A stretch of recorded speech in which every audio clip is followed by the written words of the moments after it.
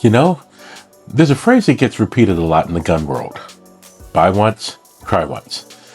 The idea is simple. Make the right decision the first time, and you won't have regrets. If that were true, this episode would never have existed. In my first year of firearm ownership, I bought several guns that, looking back, I regret buying. Not because they're bad firearms, but because they were bad fits for me at that point in my journey.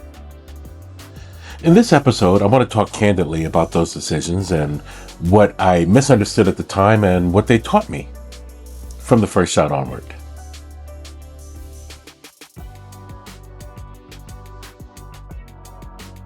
Soon after my first lesson at the range, I was hooked.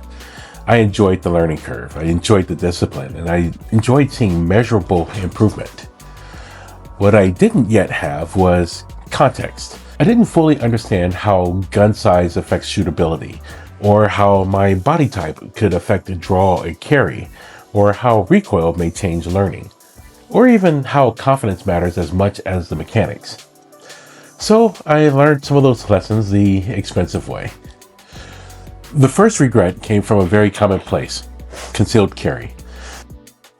When I first started thinking about carrying a firearm, I bought a 6 Sauer P365. It's one of the most popular micro-compact pistols on the market, and for a good reason. It's small, it's light, and it's very easy to conceal. But in practice, I ran into two problems. First, because the gun is so small, it was difficult for me to consistently position it on my body in a way that would allow for an efficient and safe draw if I ever needed to in a quick manner. Second, small guns are snappy. So while I could make anatomically significant hits in self-defense distances, it was harder to achieve the accuracy that I was starting to expect of myself. To be clear, there's nothing wrong with the P365. It just wasn't forgiving enough for where I was in my learning curve. And so I eventually sold that and did not look back. The second regret surprised me more. It was a 6 Sauer P320 compact.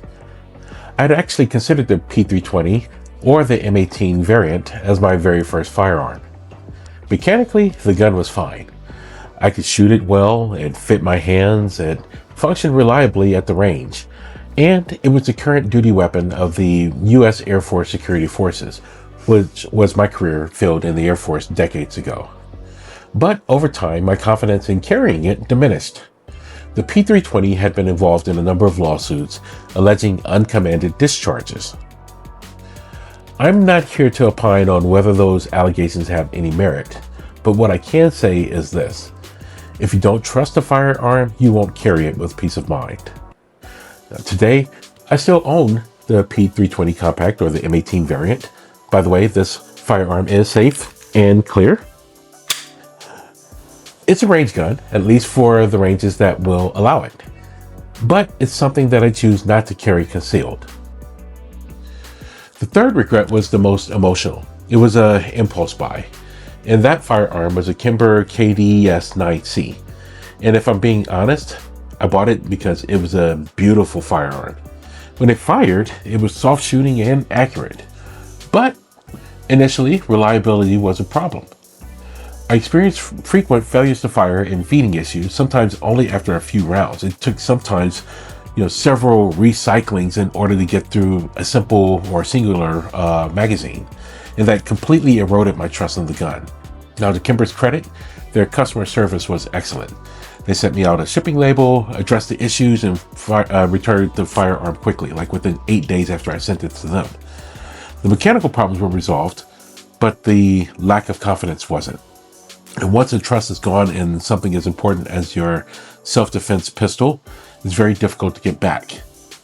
I sold that firearm shortly thereafter. The fourth regret is different from the others, and it needs a disclaimer right up front. The fact that there are indeed now 2 Kimber firearms on this list here is in no means intended to be an indictment of Kimber. In fact, Kimber makes several firearms that are valued members of my collection, or as I like to call it, my franchise. I've come to think of my collection as a bit like a NFL general manager does. They acquire talent, they evaluate fit, and sometimes they make hard roster decisions. The firearm in question here is the Kimber 2K11 Pro. Let me be clear again, there's absolutely nothing wrong with this gun. No reliability issues, no quality issues, no performance issues whatsoever. This regret came from something else entirely. At the time that I bought my 2K11 Pro, I had already owned two Kimber 2K11s that I genuinely love. One is a 5-inch model in 9mm and another in 45 ACP. Both are phenomenal firearms, very reliable, and were fantastic buys, particularly at their price point. They shoot beautifully and they're accurate and they just feel great to me. So when the 2K11 Pro was released a few months later, it arrived with a lot of fanfare, and several well-known YouTube reviewers were very enthusiastic about the Pro model. A few of them even suggested that it was better than the 5-inch version, so curiosity got the best of me.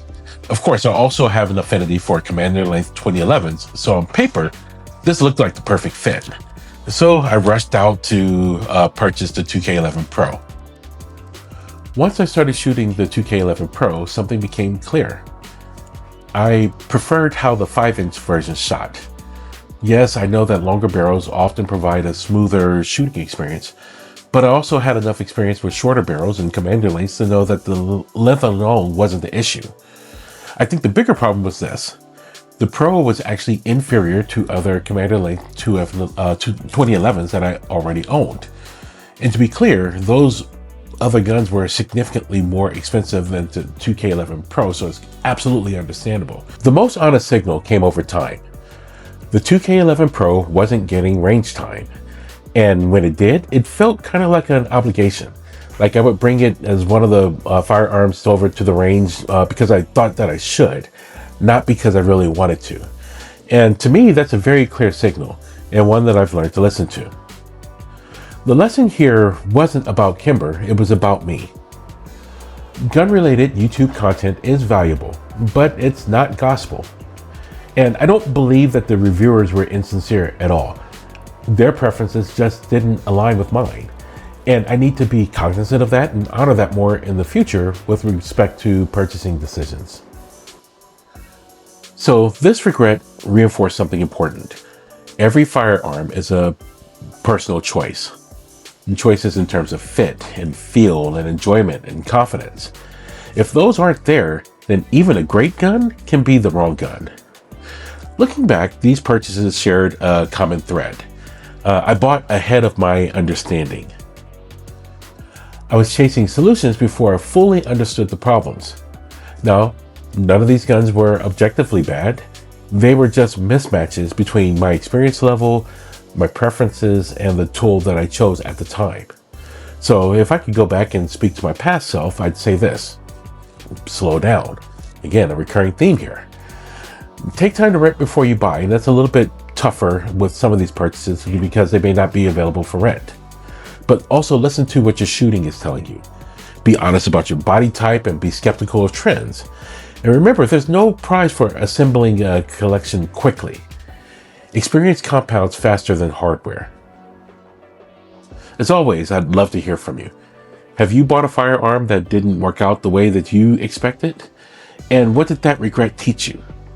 Or, if you're earlier in the journey, what questions are you asking now that might help avoid a similar regret?